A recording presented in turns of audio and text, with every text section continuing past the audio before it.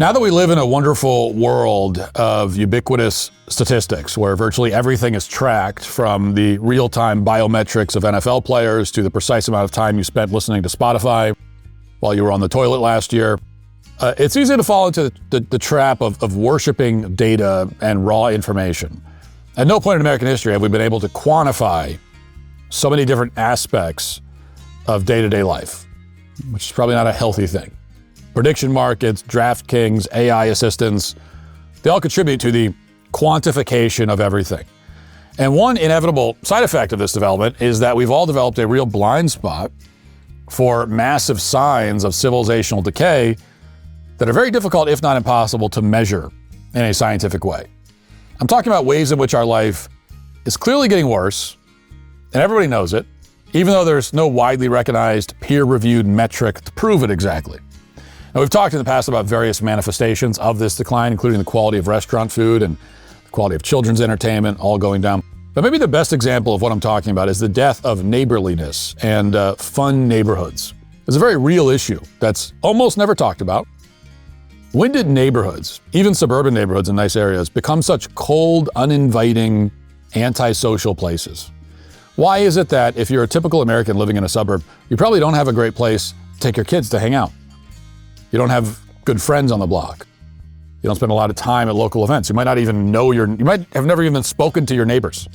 Now, it was more than 25 years ago that a political scientist named Robert Putnam wrote the book Bowling Alone about the decline of social capital and meaningful relationships in America. And to this day, that's still the book that's always brought up when people try to have this conversation. University professors are still citing Putnam's findings about how Americans aren't joining civic groups and bowling leagues and so on. But the decline has only gotten much, much worse over the past 25 years. And remember, he wrote this before things like social media, before our lives had migrated fully to the internet. He had already spotted this problem. So think about how much worse it's gotten. And although you won't find the evidence in a sociology textbook, it's all over the internet that this has gotten a lot worse. Consider the very sad but increasingly popular TikTok genre of lonely Halloweens. This is something I noticed in my own neighborhood as well over the past few years. Trick-or-treating in a lot of places is all but dead. A lot of people have stopped putting up decorations or hosting gatherings entirely. But even households that do want to participate in Halloween are coming to the realization that kids aren't nearly as interested anymore. Watch. They do this every year. Why? Doesn't anyone love me? How long is this going to take? It's the full-size candy for trick-or-treaters. Only 3 kids have showed up. At least the house looks cool. For my monster from his slab began to rise, and suddenly, to my surprise, These were cold and wondering why got out of bed at all. My mom finally can afford to hand out candy to trick-or-treaters, but no one comes that face still. Another year with no trick-or-treat. Oh no. Are you so sad? No trick-or-treaters again this year? So even the cat is depressed by the state of Halloween. Can't take it anymore. And you know that this is a common issue because some of the most popular videos on TikTok and YouTube are about the fact that kids don't trick-or-treat anymore. This video has more than 10 million views, for example. Watch. Instead of partying on Halloween, we give out candy every year. Trick-or-treaters. We haven't lived in this house long enough, so we don't know if anyone's coming tonight. I just bought a lot in case. I know got healthy options. Oh. What are you doing? I'm setting up lights. Why? So they know where to come. It's been an hour and there's still no one. We have all our candy still. Can I have a piece of candy? No. Why? The kids need the candy. I don't think anyone's coming to our house, and Cobra is stress baking. I'm making snacks. Okay. It looks really good. Whatever happened to the Halloween spirit? This very simple and straightforward 30-second video has half the viewership of the finale of Game of Thrones, and that's because it resonates. It's an experience everybody relates to. Everyone knows this kind of thing is happening at scale. We can all detect it, even if there are no studies that bear it out. We can all see it, but we don't really know why. Now, for Halloween specifically, there are a lot of theories as to why young people aren't interested in trick-or-treating anymore. Maybe they're more interested in spending time on their cell phones than interacting with anybody in the real world. The COVID lockdowns, which forced children to become antisocial, obviously didn't help in that regard. There's also the fact that our culture has been trending heavily towards irony and cynicism, and therefore insecurity is at an all-time high. Goofy traditions like where you go out in public in a ridiculous costume and interact with strangers, have fallen out of favor because they're considered embarrassing or uncool. So kids would rather stay inside, play video games, watch TikTok and YouTube videos where they can watch an infinite number of other people being torn down and judged and ridiculed for one reason or another. Now, if you don't spend a lot of time in the world of TikTok, then you really have no idea how bad things have gotten. There's a whole genre of video called Pop the Balloon and Find Love, for example. It's like speed dating mixed with a game show. And in one incarnation of this concept, a preppy-looking host interviews a student, usually a guy, outside of his dorm room. And there's a bunch of girls lined up against the wall watching the interview with balloons, which they pop as soon as they hear something they don't like. The idea is that if any girl is holding a balloon by the end of it, then the guy gets the chance to go out with her. But invariably, the guy says something extremely inconsequential that his audience doesn't approve of, and the girls pop the balloons and make some judgmental comments and walk away. That's the entire concept. Every one of these videos gets millions of views, if not tens of millions. The audience is predominantly children, and here's just one of the videos.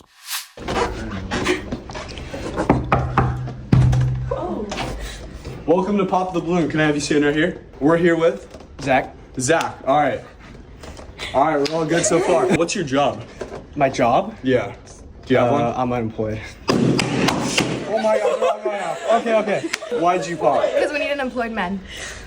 Okay. Why'd you pop? Because he has to be employed. Can we have the final three come right here? What's your dream date? You know, we go to downtown. Okay. A little early. Yeah. You know, get something to eat. Ooh. And then after, we go to Sunset Cliffs. You know, watch the sunset. Why did you pop? It's just so like cliche, romantic, like boring. Okay, well you're cliche too. I need something more unique than that. Okay, you can get out of here too. All right, we have our winners.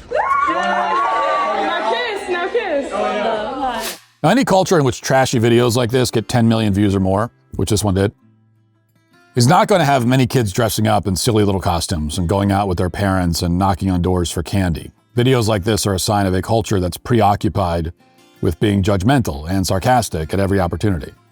And it used to be that if you wanted to watch garbage like this, it meant that you were unemployed and sitting on your couch at 10 a.m. watching Jerry Springer or something like that. Now children and young adults are watching this kind of stuff all the time in huge numbers. And when you zoom out beyond the context of Halloween, that's a very bad omen for neighborhoods in general. Overly judgmental and sarcastic people usually aren't good friends. They don't want to spend time with you, and you don't want to spend time with them. But these observations still don't answer the fundamental question of why our culture has transformed like this and why neighborhoods have become so antisocial. Why is it more common than ever for everyone, especially young people, to hunker down and watch dumb videos on the internet rather than engage with their communities? Recently, I came across this video from a man returning to his hometown in Pomona, California, and he identifies the problem immediately. Watch. So this is the home that I spent most of my childhood in. When I lived here, none of these fences were here. My neighborhood now is not like it used to be. All these fences and palm trees weren't here. You could run from yard to yard through each other's yard. All my friends, we just run right through each neighborhood. As you can tell, this is what immigrant progress is. This is where this is totally Hispanic now. It's not even close to being when I grew up. This is where it is. You see the screen doors with iron. That's how they're living in my old neighborhood. They're locked in. They're caged in. They're living in a prison. This is where my grandmother lived, and all of this. There was bushes in between each house, but none of these gates, none of the dogs. This is a totally Latino neighborhood now. You don't see a neighborhood that's welcoming now. Certainly not like it was in the 70s and 80s. It's changed quite a bit. Now, his firsthand observation that higher immigrant populations have made his community more insular and more antisocial is actually something we do have data to support. This is data that's fallen out of favor in modern academia, but 20 years ago it was the consensus. Earlier I mentioned Robert Putnam in his book Bowling Alone, but separate from that book, Putnam also published findings that clearly demonstrate the effect of diversity on community engagement. And the New York Times, of all places, promoted his work. Here's what they wrote.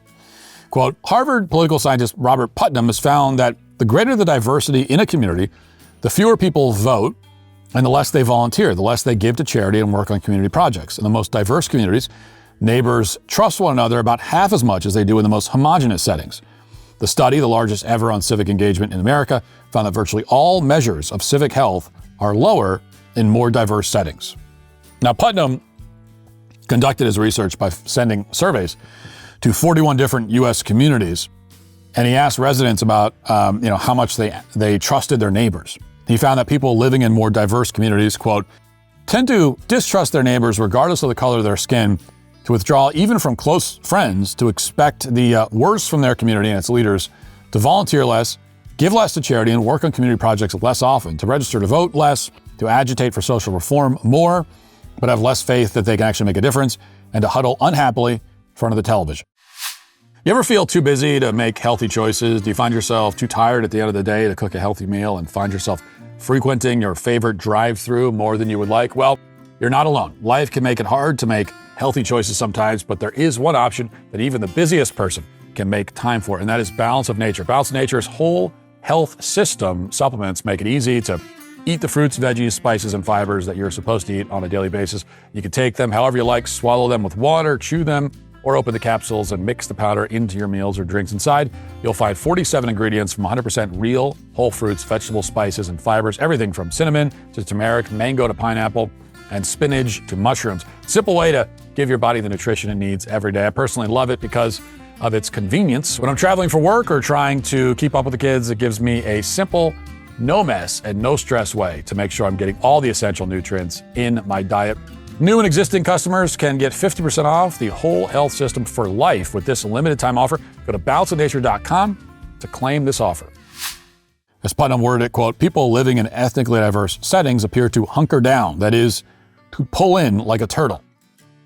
And it wasn't just Putnam who came to this conclusion, quote, economists Matthew Kahn of UCLA and Dora Costa of MIT reviewed 15 recent studies on a 2003 paper, all of which linked diversity with lower levels of social capital.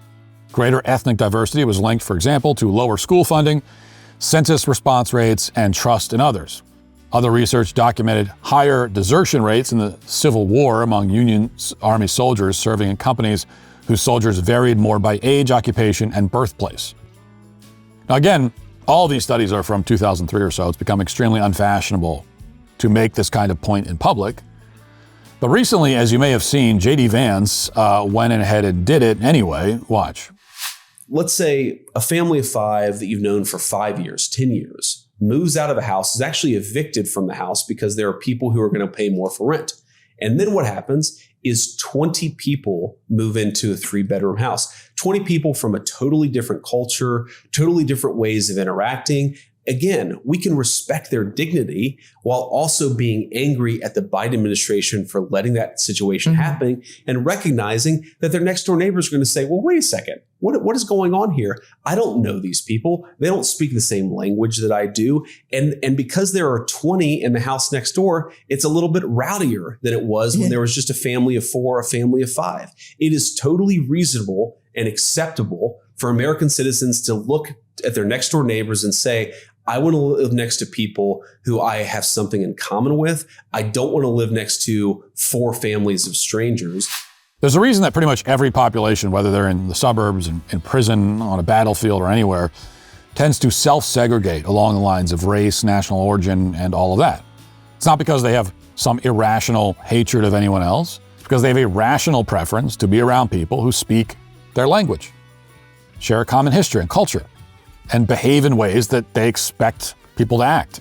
But for most Americans, it's impossible to find a community like that at the moment. And it's especially hard for children. Only around 20% of the students in California public schools are white. Only around 30% of the children in Texas are white. Not too long ago, those numbers were north of 90%. So it's harder for kids to make friends due to demographic change, and it's harder for their parents to connect with other parents as well. So what Vance said should be completely uncontroversial, but it wasn't. It sparked a week-long outrage cycle, which included this response from Zohran Mamdani, the Muslim socialist who has now taken over the city of New York. This language from the vice president of this country, it betrays so much of the promise that we have as a nation. And I stand here at University Plaza proud to be an immigrant New Yorker, proud to call this borough my home, a borough where there are more languages spoken than most cities in the world, and proud to be on the precipice of becoming the first immigrant mayor of the city in generations.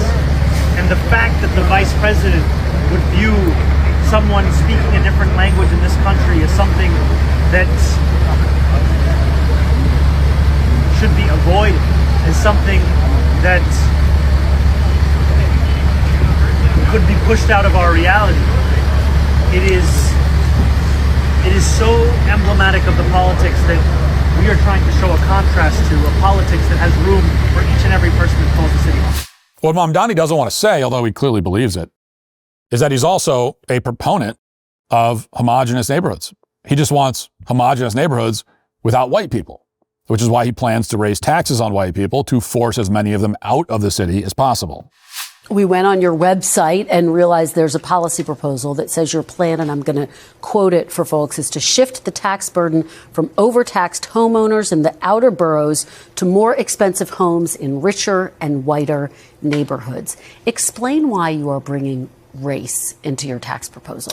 That is just a description of what we see right now. It's not driven by race. It's more of an assessment of what neighborhoods are being undertaxed versus overtaxed. So no plans to change that language on your website. The focus here is to actually ensure a fair property tax system, and that the use of that language is just an assessment of the neighborhood. All right.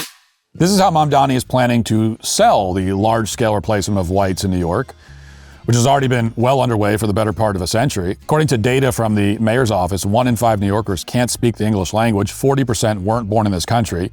If you encounter a random New Yorker on the street, there's a good chance he can't understand a word you're saying, hates everything you stand for, and survives off your tax dollars. And yet in New York, 40% of people living in rent-controlled housing are foreign-born. And so Americans are paying for these people who despise us, can't relate to us in any meaningful way. Yeah, we're paying for them to take our property from us. If you're an American who wants to rent a tiny one-bedroom apartment in New York, you'll easily spend more than $2,000 a month. And many tenants in rent-controlled units pay less than half of that. This phenomenon is not just playing out in New York. We've talked at length about communities like Dearborn and Minneapolis, but it's far more widespread than that. Haitians and Somalis have seized control of entire communities in Ohio and Washington State, for example, and in southern states, including Tennessee, Kentucky, North and South Dakota, Maryland, and so on. The population of Hispanics has grown drastically, often by more than 200%, just the last 2 decades. The trajectory is bad and it's getting worse. You know, whites are no longer the majority of births in many states. Leave it to Beaver is basically a foreign concept for a foreign country now. Who voted for that, by the way? Well, we all know the answer to that question. More than any other single factor, this is the reason that neighborliness has died. This is the reason that communities have decayed and neighborhoods have become insular. We have much less in common with one another than ever before. And it's not simply that we're importing more immigrants, it's that the foreigners we're importing are nothing like the Irish or the Germans or the Brits. They're people who harbor a deep and abiding disdain for this country and come from cultures that are completely alien to our own. They have nothing in common with ours. And therefore, more Americans, including children, are turning to the internet and social media for a faint proxy of real social interaction and community. And 25 years ago, Robert Putnam sounded the alarm about this. He predicted exactly what would happen. And rather than address what he said, his more controversial conclusions were memory hold. As a result, everyone in this country, particularly people who wish they lived in a better neighborhood, are now suffering the inevitable consequences.